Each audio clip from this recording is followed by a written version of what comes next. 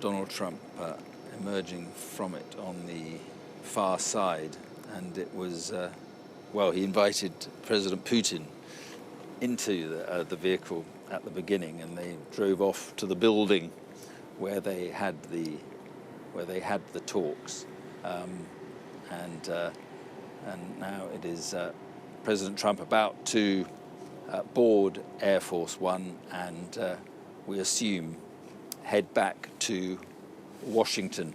It's interesting to think what he will have said in this interview. He's done this interview with Fox, I think it is. Which is it?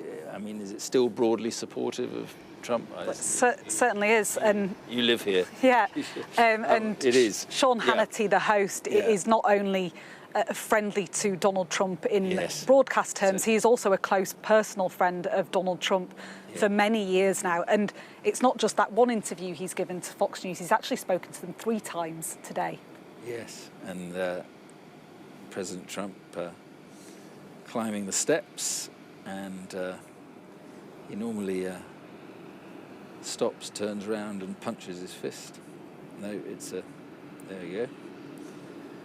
And, well, a penny for his thoughts. Yeah, and I'm sure when he gets on there, he'll be watching the American TV news channels. That's what he always does. He has the TVs on in one of the rooms on board Air Force One. I'm not sure he'll be particularly happy with the analysis of how that meeting went, certainly not on some of the TV channels over here. I think even to those who are most friendly to Donald Trump, there will be a measure of disappointment at how that went. And the questions are going to be about whether it was worth it, whether it was the right decision. And I guess until we know what they have agreed or what progress has been made, I mean, both, just looking here, both called it productive, both said it was constructive. So, but I mean, this is the kind of language that is often used in these things. But until we know just how productive or how constructive, we won't be able to judge that. And the President Putin's plane on the move, and he couldn't wait to get here, and he can't wait to get out. And he will be heading back, no doubt, to Moscow. I mean, I read somewhere that Alaska or Anchorage is kind of a midway point between the two, and you can actually. I mean, Sarah Palin was right, wasn't she? I think you can see. From, I think you can not today in this weather, I don't think. But Russia from these islands. There's these 2 islands. Am I right? Yes. Saying this in the Bering Strait. Yeah. And there's one's called Big something Diomede. Yeah. And Little Diomede. I think the American one is Little Diomede. And you can. Yeah. And they're only a few miles apart. And there he is, President Putin, up and away from Alaska, heading back across Russia. And as you say, Martha, I would think that he considers it a day well spent talking to Donald Trump. Certainly back on the international stage in Western terms. And he's been granted that, hasn't he? He's been granted that by President Trump. And now he's heading home. So we won't be able to judge precisely whether it was worth it or not until we know more. A gift from President Trump, though, to have him on US soil. You know, the leverage that Europe and the US enjoyed over him was that he was isolated, and now Donald Trump has brought him back into the fold without really receiving anything in return, or at least that we know about yet. And I don't want to dwell on it too much, but the fact that he spoke first in that news conference. The fact that he appeared throughout the day, on an absolute level, if not above the US president, is quite stunning. And we were talking about Fox News earlier and how friendly they usually are to Donald Trump. Well, even their reporters saying that it is quite stunning that Vladimir Putin was allowed to talk first in those press conferences. I'm not sure whether it's actually the presidential plane that we can hear behind us. It was quite interesting because there's a lot that happened today that suggested the Russians were actually calling the shots. If you think of that moment when they sat down in the chairs, alongside one another. Now, normally that is the moment where where Donald Trump opens up and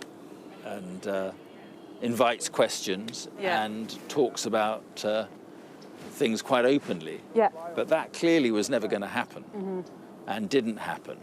And then you had the news conference where there were no questions at all.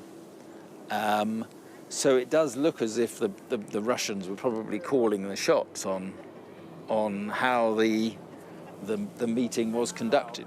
Yeah, I'm not 100% certain, Mark, but I think this is probably the only time in Donald Trump's second term that he has appeared publicly at an event like this and not taken a single question. You usually hear from him when he arrives, when he lands. You usually hear from him in that pool spray, the occasion where photographers are allowed to take pictures. You then always hear from him answering questions at a news conference. He answered questions on Air Force One on his way here, but he didn't answer a single question in Alaska, aside from obviously the interview he will do with Fox News, but not in an open forum, and that is remarkable. And I suspect that is because he agreed with Putin, with the Russians, that he wouldn't take questions in an open forum. It was almost as if it was Putin hosting the meeting. Putin... But on American soil. Yeah, Putin at the start of the news conference, he said, he said that he'd said to Donald Trump, "Good day, dear neighbour." He then gave a history lesson of the interactions between the US and Russia over the past year. That should be the job of the head of state who is hosting the summit. It shouldn't be the job of the visiting head of state, especially not one who is, wanted for alleged war crimes.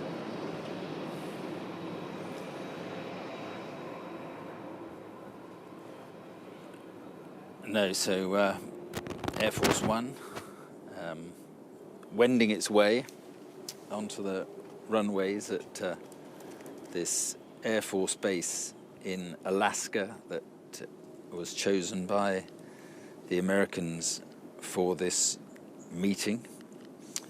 And I'm hearing that in this interview with Sean Hannity of Fox, he apparently gave the meeting a 10. Is that right? Am I hearing right? A 10 out of what? Out of 100? Or? No. Well, I mean, this is the point. We don't know, actually. This is the problem. We don't actually know.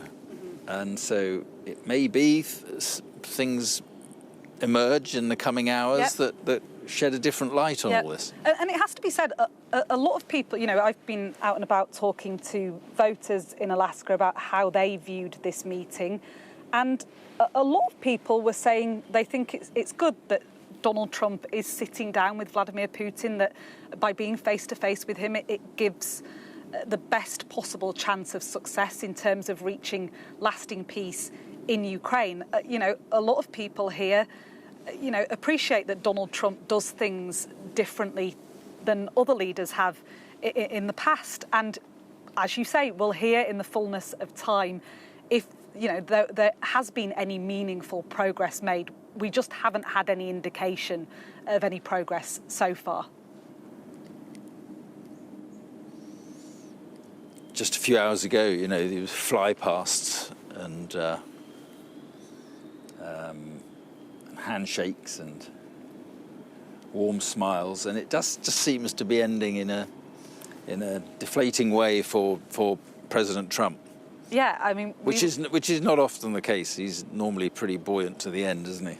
He is. I mean, the fact that he's giving himself 10, I presume, out of 10, suggests that he's at least trying to present the case that this has been a successful day. But, you know, we started out this morning, you know, wondering what would be the outcome at the end of the day. I think you asked John Bolton, Trump's former national security advisor. But he said exactly this, actually. He predicted that this would happen, that there would be no real change in the situation, and that Putin had the measure of Donald Trump, and that Donald Trump hadn't prepared properly for this meeting. And I was actually reading something from Michael McFaul, who was the US ambassador to Russia during the Barack Obama administration. And he said for most presidents, a summit like this is a means to an end. For Donald Trump, it's almost the end, you know, an end in itself. An end in itself. And that he'd not really put the building blocks in place for this to be a success. Rather, the spectacle, you know, the appearing with Vladimir Putin, the sitting down with him, I think he thought that might be enough to shift the dial on the conflict in Ukraine and change the course of history, change the course of Vladimir Putin's thinking. Putin arrived, you would imagine, studiously well prepared, with an incredibly well-drilled team of foreign policy veterans around him, and he seems to have come out the victor in this encounter. Yeah. There's no great queue at the end of the runway before takeoff here. It's straight off. President Trump heading home just a few minutes after President Putin. President Putin going one way and Donald Trump going the other. There's a park in the centre of Anchorage, and for the last couple of days there have been a few people sewing together a Ukrainian flag. It's huge, you know, almost the size of a football pitch, and it says, "We stand with Ukraine." And they said the aim of that was that as Vladimir Putin is taking off, as he's flying back to Moscow, that he will see that flag and hear their message. There is, you know, a huge amount of support for the Ukrainian cause, even here in the red state, the Republican state of Alaska. So there we are.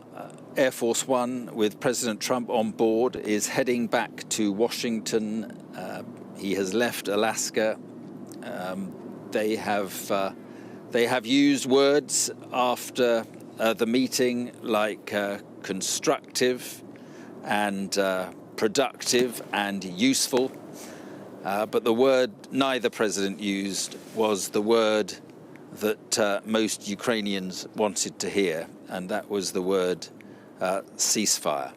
And the search for a ceasefire, it seems, goes on. And I'll leave you with that from all of us here in Alaska. A very good night to you.